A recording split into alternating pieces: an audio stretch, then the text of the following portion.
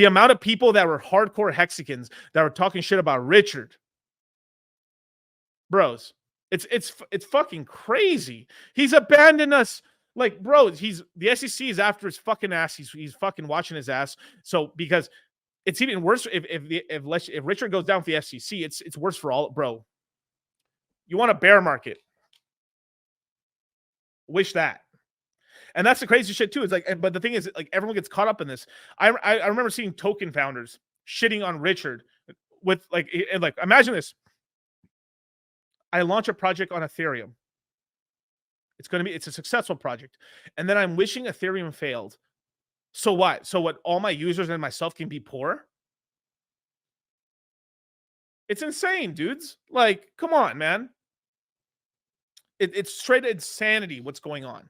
You know, it's like, I want Rich. Yeah, Richard's fucking stupid. He should have done this and this. He's gonna be arrested. Ha ha ha. You see, you should have listened to me. You should have sacked for my coin. Or you should have done this shit, or you should have done that shit. You should have bought my meme coin. You know. And then let's say Richard goes to jail. Oh, fuck you guys. Sorry. It just didn't work out. Pulse chain failed. And what? They walk away with the sack money?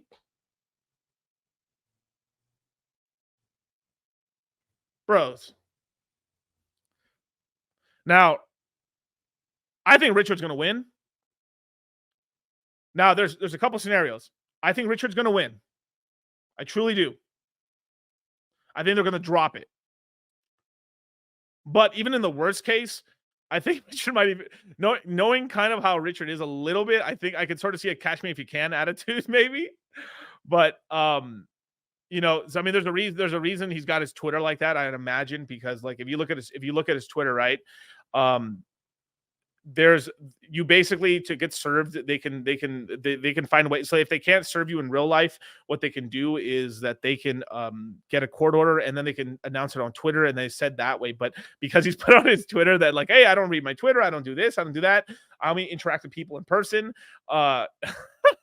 it's making it hard to catch him, right? But the SEC is losing case after case because what happens is these Bitcoin ETF cases, if they go to the Supreme Court is actually, look, the Supreme Court is king of everything.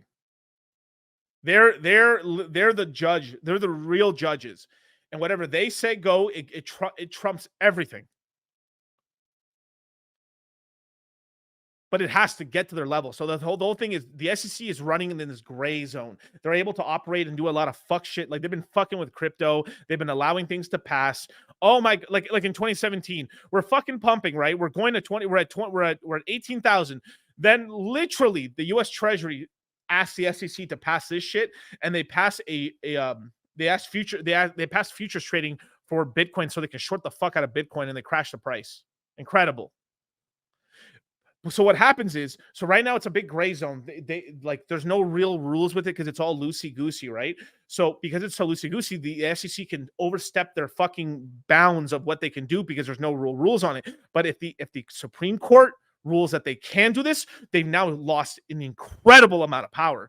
Because what happens is, if they just allow the things to happen, they kind of like, imagine like you have like, I have 10 feet of rope, right? And I have 10 feet of rope right now. But if I go to Supreme Court and I lose that case, I'm left with 2 feet of rope now. God damn it. Or I let this one pass, and I still keep about 7 feet of rope.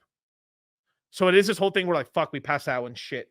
So it's this thing where like they'll keep more power by just letting it pass. So this is why like we are going to have the Bitcoin ETFs now inevitable. Like it's going to end up happening, right? The Bitcoin ETF is not priced in. This is proven by the price is what happened. Like literally, we were at like $28,000 Bitcoin. We had a fake report from Cointelegraph. The price pumped to $31,000 in 10 minutes and dumped back down, right? But we're now sitting at 20. Share the screen, Kyle. So right now we're in Normieville, and right now we're at 29,100. Look at that shit. It's pretty nice. It's pretty nice. We got Ethereum at 1587. Now, there's a guy. What the fuck's his name? Big TA guy. Oh, Benjamin Cohen, right? Benjamin Cohen's like pushing this big thing. So right now the Bitcoiners are pushing this huge thing right now where they're like, everyone's like, fuck Ethereum, buy Bitcoin. So this is why we're getting a lot of strength right now. But this typically happens anyway around the halving and stuff like that, is that you have in terms of the Bitcoin dominance, which is right here, we're at 49%, basically almost 50% of all the market cap of crypto, $1.1 billion. Almost half of it's basically half of it is Bitcoin. At some point, that'll top out probably around the Bitcoin ETF, and then from there, you'll have a massive amount of it kind of recorrect back into Ethereum and into altcoins. And this is why people are squirming. Most ecosystems are hurting and stuff, but the thing is, the beautiful thing is that Bitcoin and Ethereum rise. When these pump, the rest of the market has more capital to work with, and like the rising tides lift all boats, right? Things have been, I mean, we're in a good spot right now. And Bitcoin, Ethereum wise, this is a great time to be accumulating. Obviously, we were telling you guys to be buying right now it's a great time to be buying Bitcoin or Ethereum. Honestly, honestly, Ethereum's more of a deal than Bitcoin, just off the rip, just because it's so weak right now relative to Bitcoin, right? If I go on Ethereum right now, right?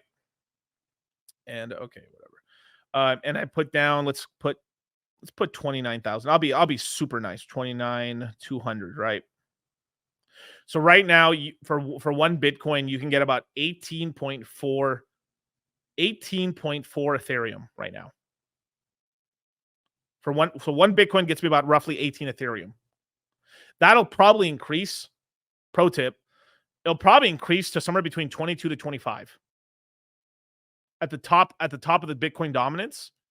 And then what's going to end up happening is this shit will go all the way down to 8 to 10 when this shit starts rocketing off. Because as soon as you have a Bitcoin ETF happens, there's a good chance somewhere in 2025 you can have a Ethereum spot ETF. Clip that shit. And when that happens, bros, the conservative all-time high for Ethereum is $8,000. Realistically, we're looking at $12,000 to $14,000 Ethereum, right? If we get this Ethereum ETF, Ethereum spot ETF, bro, 25 to 27,000 motherfucking dollars. I ain't gonna tell you what Bitcoin's gonna be at.